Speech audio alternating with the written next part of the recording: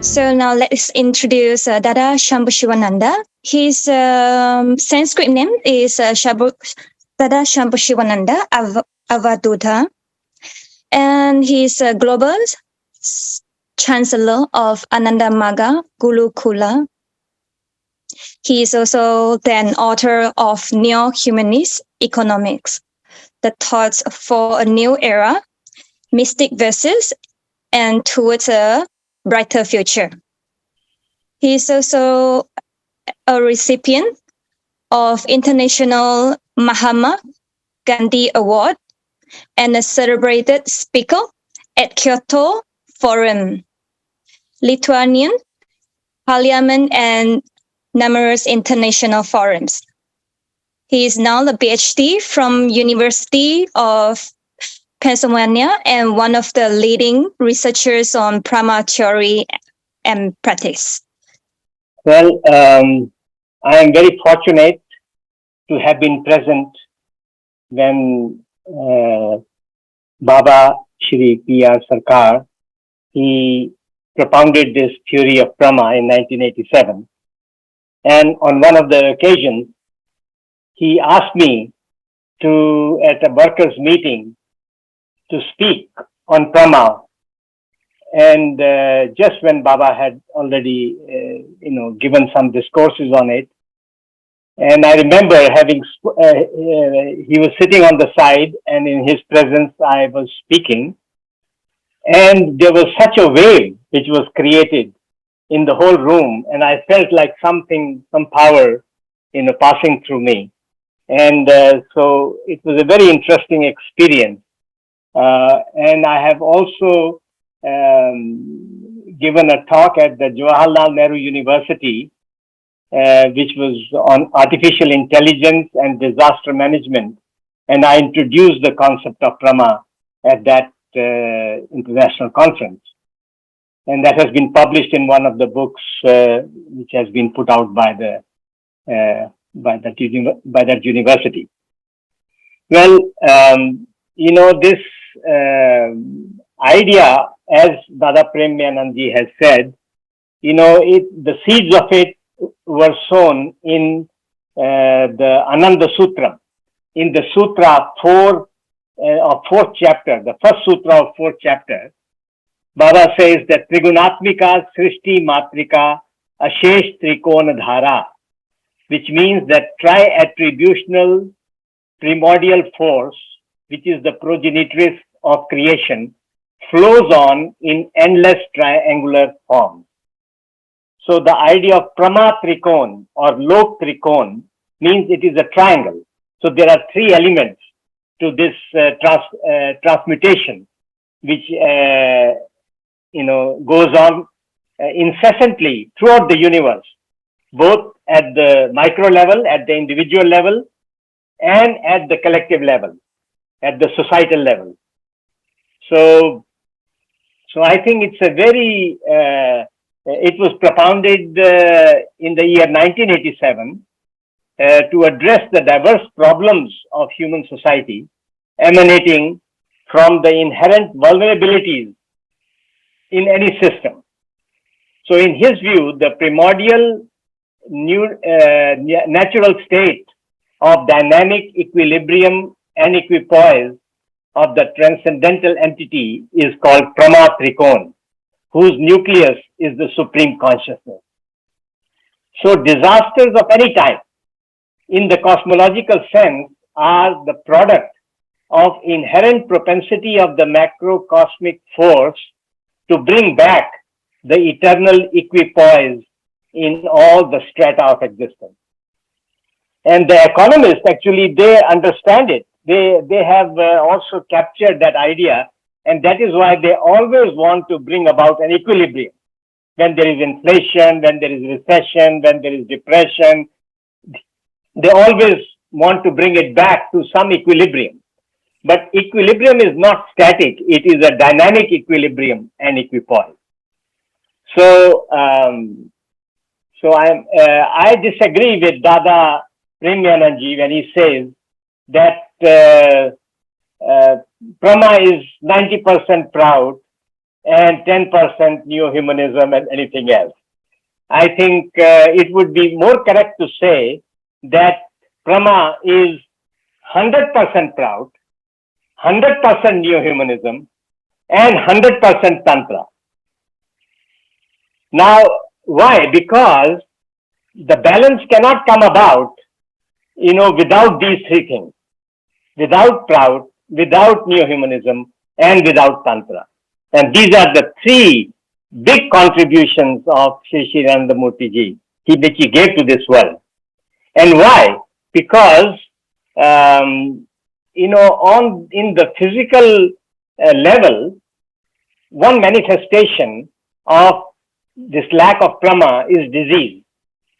And I think this conference in Proud on mental health and well-being is an indication that this is such a big problem in the world today that it cannot be neglected and put under the rug or in a small closet or only given to the doctors to solve.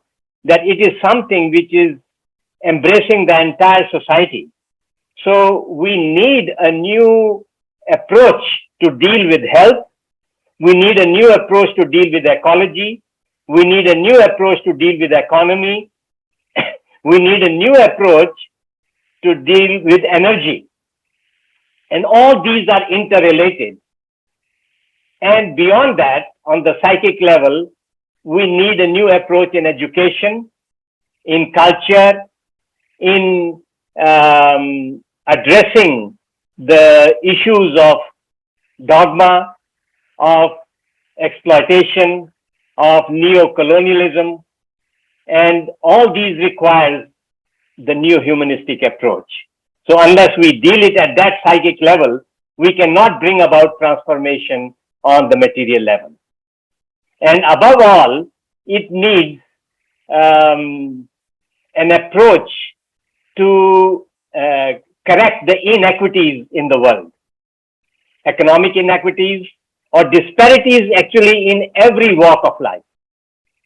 And so these physical disparities, which is what the Proud has to address as the first primary issue, is how to eliminate these disparities.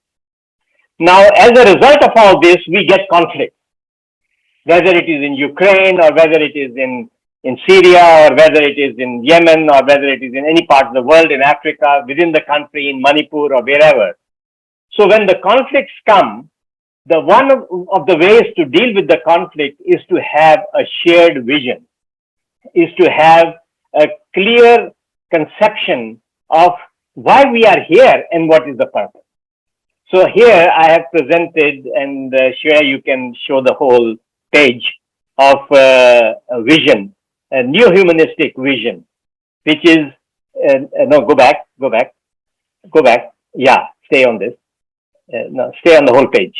Is that we want to create a resilient society with people who are resilient on the individual level, communities which are smart, which are resilient, which are sustainable, and the macro policies which make all that possible.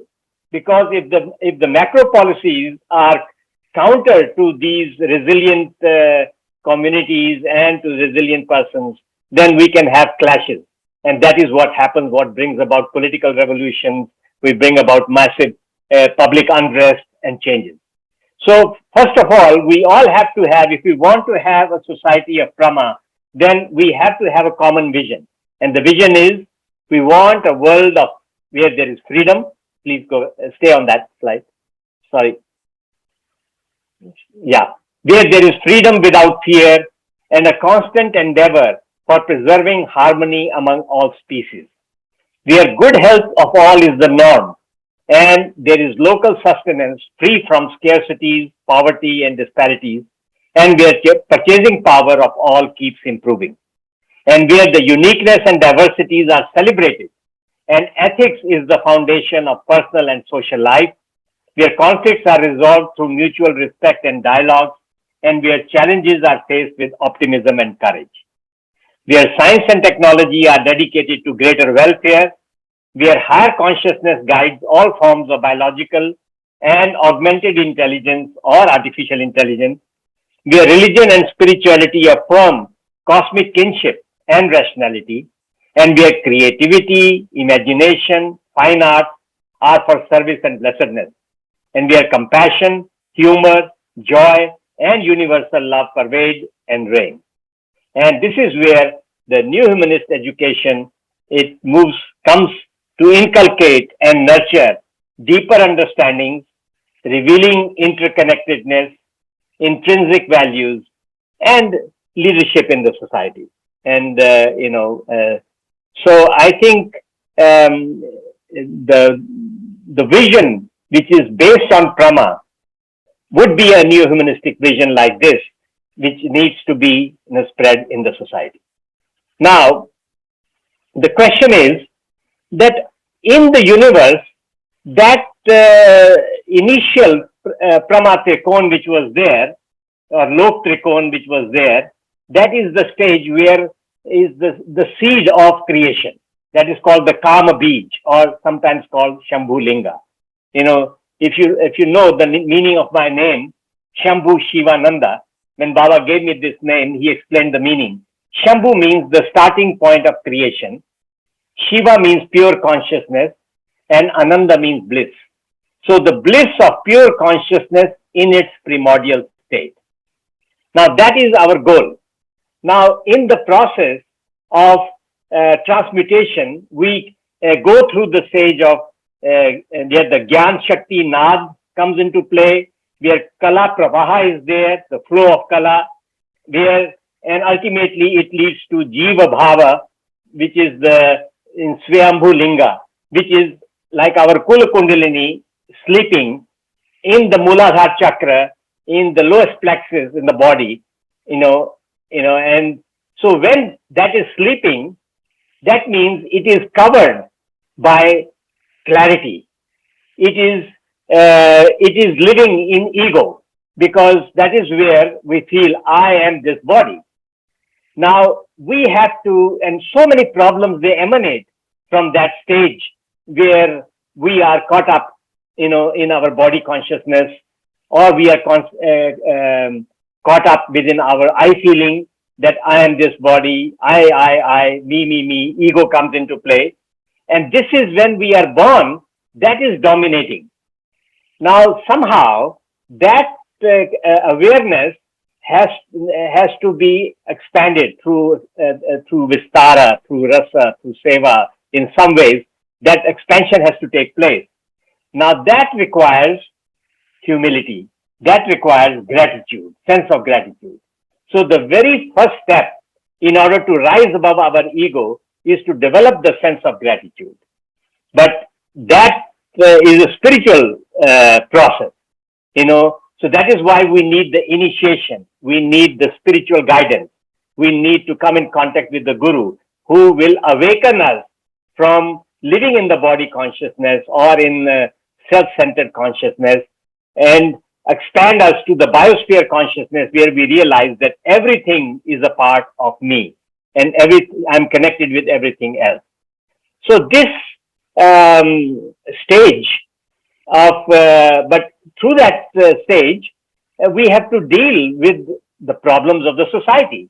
Now, many of the problems of society are the result of our less developed consciousness, geo-sentiment, or social sentiment, or xenophobia, or my country, my nation.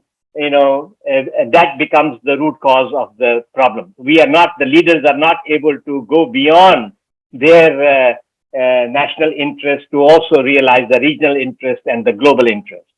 So here I mention a model of Prama Riddhi, and Prama Siddhi, where Prama Samriddhi deals with mundane equilibrium, Prama Riddhi deals with mental equanimity, and Prama Siddhi deals with spiritual equipoise.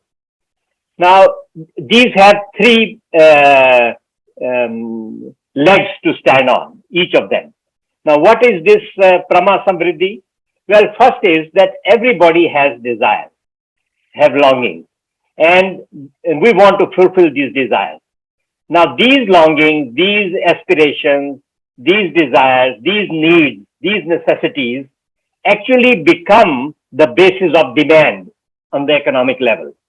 Now, if we want to fulfill every demand of everybody, and when you have a very skewed economy where the money is centralized in the hands of the few, then the needs of everybody are not met, because only the needs are of those people are met, who are in a position to decide how to use or allocate their resources. So we need a change of model of how to assess community needs and how to make them the priority. And that requires changing the political system, the economic system, and to deal with the problems like wealth disparity. Until we do that, we won't be able to assess this problem in a proper way. Now, artificial intelligence or technology today is making it possible for us through machine learning and through data management that we can assess the community needs and we can address them. Second thing we need is we need goods and services in order to fulfill those needs.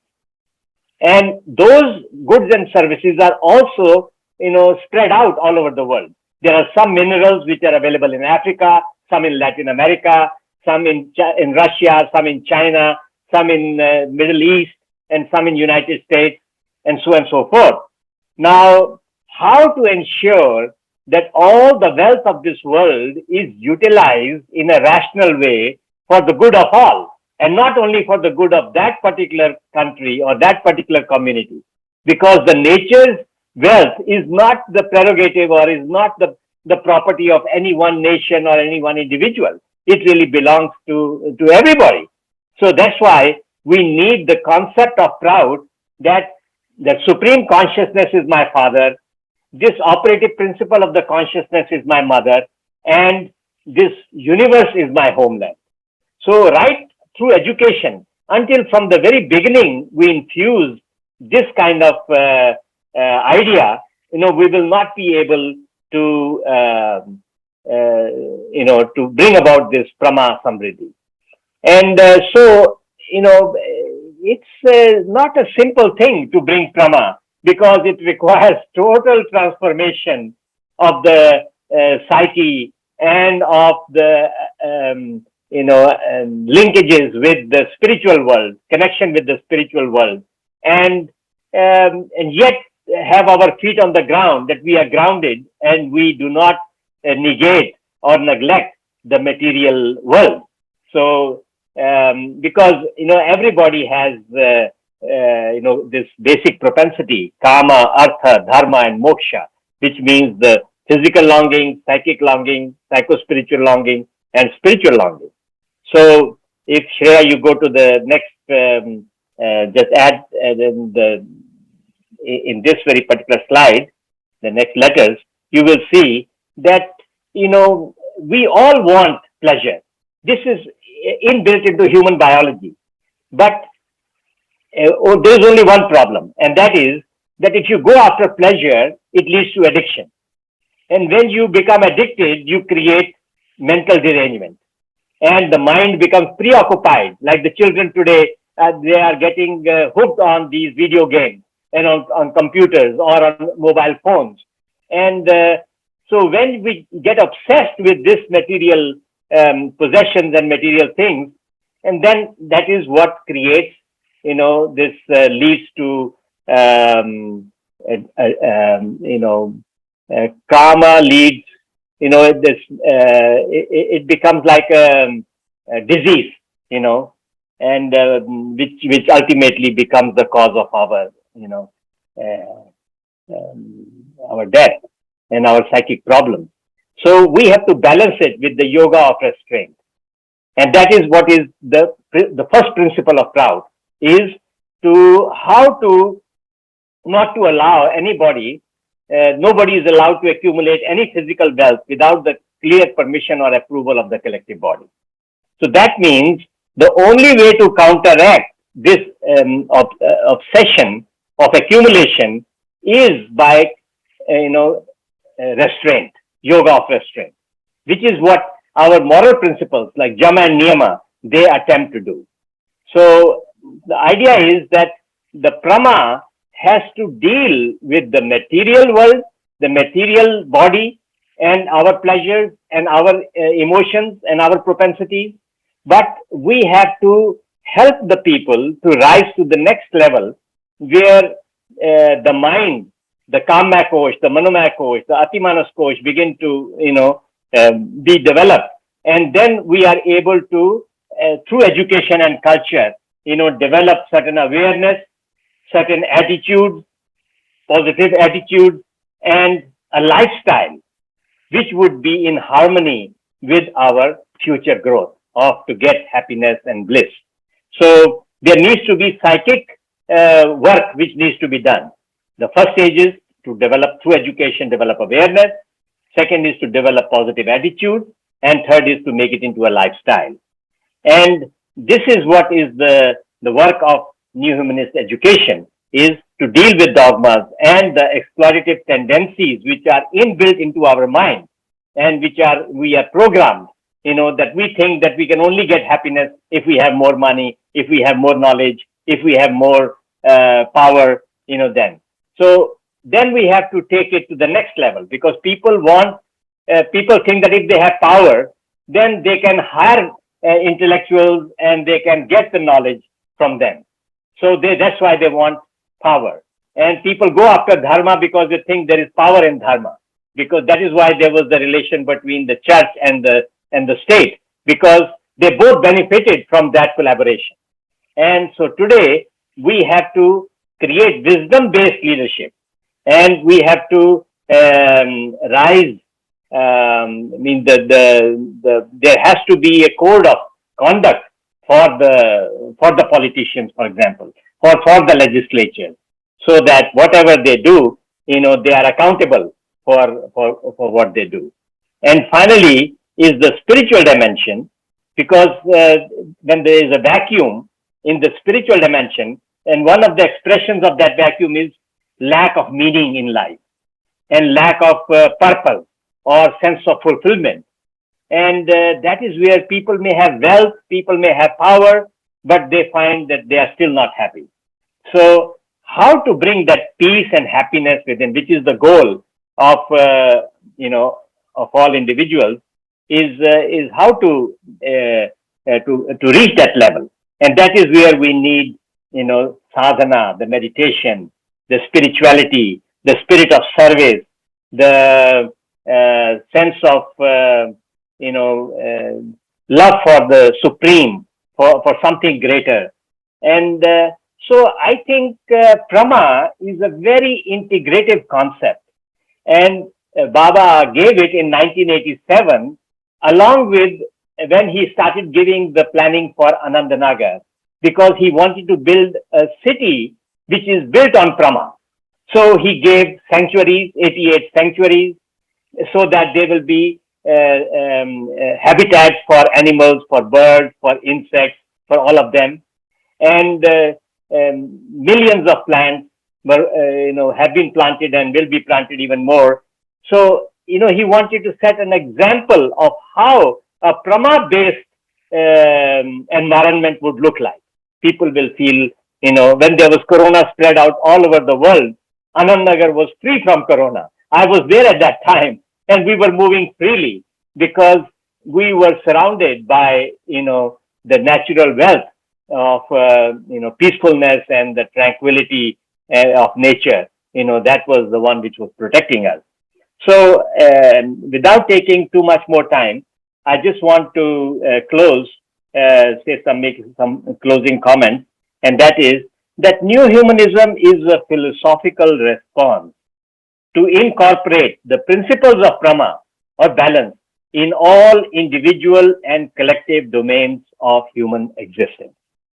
So we cannot separate them into separate boxes and say, okay, this is Prout, or this is Neo-Humanism, or this is Tantra, because all three are interrelated, as we can see here. Without Prout, we cannot have proper education, Neo-Humanist education. And without spirituality, we cannot have Neo-Humanist education. Means we need all three in order to bring about Prama in both individual life and collective life. And one of the indications of this application of Prama principles would be that we will eliminate the disparities in the world in all realms of existence. We will be free the society from dogmas and irrationality and exploitation, or rather, at least we'll minimize it. There will always be some amount of dogma or irrationality which will be present because people are evolving and so they believe in things which may not be based on truth. Science and technology also sometimes gets logged into dogmas, and the lack of purpose and fulfillment or devotion in the world. So we need the vision and the purpose of life.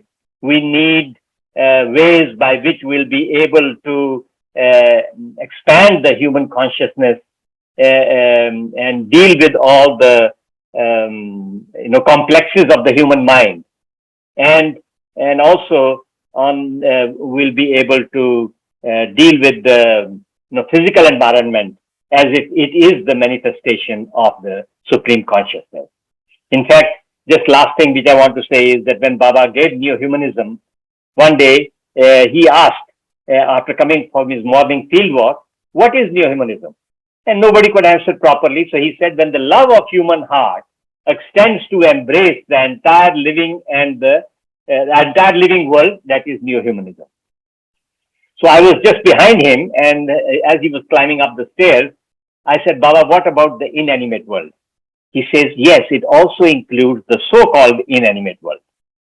And when he went to his room, he called me and he asked, he said, Keshwananda, call Shambushivananda.